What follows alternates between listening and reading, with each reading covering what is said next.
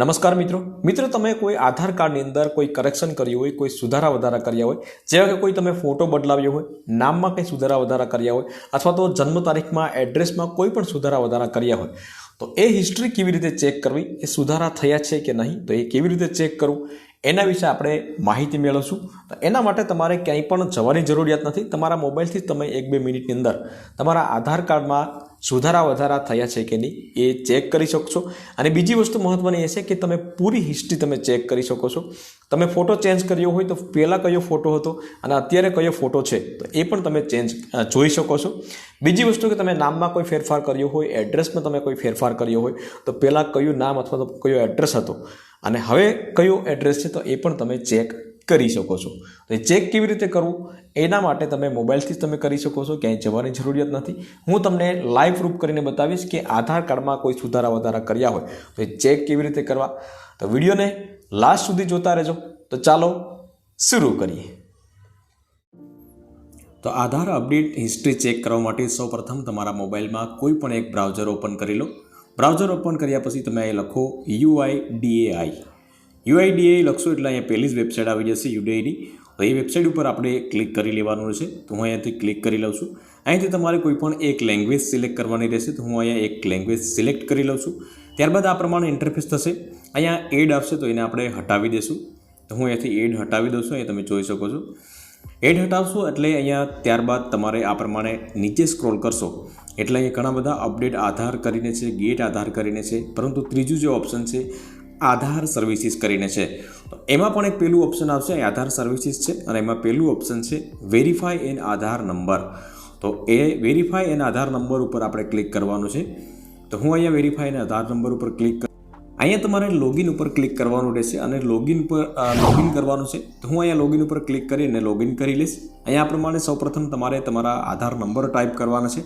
આધાર number type કર્યા પછી તમારે અહીંયા કેપ્ચા કોડ ટાઈપ કરવાના છે અને ત્યારબાદ આ પ્રમાણે લોગિન વિથ OTP પર ક્લિક કરવાનું છે. પરંતુ અહીંયા કેપ્ચા કોડ અને આધાર નંબર મેં ટાઈપ કરી લીધા છે. કેપ્ચા કોડ તમે ના દેખાય તો અહીંયા રેફરન્સ કરીને બીજા કેપ્ચા કોડ મેળવી શકશો. પરંતુ આ બે પ્રોસેસ કરી અને તમે લોગિન વિથ OTP ઉપર ક્લિક કરશો એટલે આધાર કાર્ડમાં જે મોબાઈલ નંબર તમારો રજિસ્ટર્ડ હશે એ એમાં એક OTP નંબર જશે અને એ OTP નંબર તમારે આમાં ટાઈપ કરવાનો રહેશે.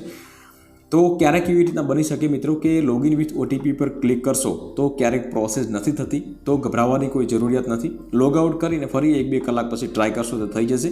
પરંતુ અહીંયા મારે OTP નંબર આવી ગયો છે, એ ચેક કરી શકો છો, તમે જોઈ શકો છો. OTP નંબર મેં અહીં નાખી દીધા છે અને અહીંયા લોગિન ઉપર ક્લિક કરી લઈશ. તો અહીંયા લોગિન ઉપર ક્લિક કરશો એટલે થોડી પ્રોસેસ થશે. પ્રોસેસ ત્યારબાદ તમે અહીંયા લોગિન થઈ જશો. ત્યાર પછી તમારે અહીંયા જોઈ શકો છો ઘણી બધી સર્વિસીસ અહીંયા ઓપન થઈ જશે. ડોક્યુમેન્ટ અપડેટ, ડાઉનલોડ આધાર, ઓર્ડર PVC, આધાર એડ્રેસ અપડેટ, તો ઘણા બધા ઓપ્શન અહીંયા આવી જશે અને એમાં તમે કોઈ પણ કરેક્શન જે છે કરવું હોય તો કરી શકો છો. પરંતુ આપણે અહીંયા નીચે ચેક કરશું અહીં જોઈ શકો છો તમે આધાર અપડેટ હિસ્ટ્રી ચેક કરવા માટે અહીંયા છેલ્લું ઓપ્શન જે છે તો એના ઉપર આપણે ક્લિક કરી દઈશું. એના ઉપર ક્લિક કરશો એટલે જેટલી વખત પણ આપણે આધાર હિસ્ટ્રી જે છે આધારમાં સુધારા વધારા કર્યા છે તો તમામ હિસ્ટ્રી તમને સ્ટેપ બાય સ્ટેપ બતાવશે, તમે જોઈ શકો છો. તો આ પ્રમાણે તમારે અહીંયા નીચે સ્ક્રોલ કરશો. પહેલાં મેં હમણાં જ આ ફોટો જે છે ચેન્જ કરેલો છે. અહીંયા હમણાં મેં થોડા સમય પહેલાં જ ફોટો અપડેટ કરાવ્યો હતો. એના પહેલાં મેં એક જન્મ તારીખ પણ અપડેટ કરાવી હતી, મતલબ કે ચેન્જ કરાવી હતી. તો પહેલાં મારો ફોટો આ હતો અને હવે પછી જે ફોટો તમે જોઈ શકો છો અહીંયા આ નવો ફોટો તમે એડ કરેલો છે તો આ ફોટો છે. તો અહીંયા તમે તમામ વસ્તુ જે પણ કરેક્શન કરેલી છે અને કેટલી વખત કરેલી છે, કઈ તારીખે કરેલી છે, તો આ તમામ વસ્તુ અહીંયા ચેક કરી શકો છો. ત્યારબાદ લાસ્ટમાં તમે એ જોઈ શકો છો કે તમારું આધાર કાર્ડ જે છે કઈ તારીખે ઇસ્યુ થયું હતું. 2013માં મેં જોઈ શકો છો 2013માં મેં ઇસ્યુ કરેલું હતું. તો એ તારીખ પણ અહીંયા આવી ગયેલી છે.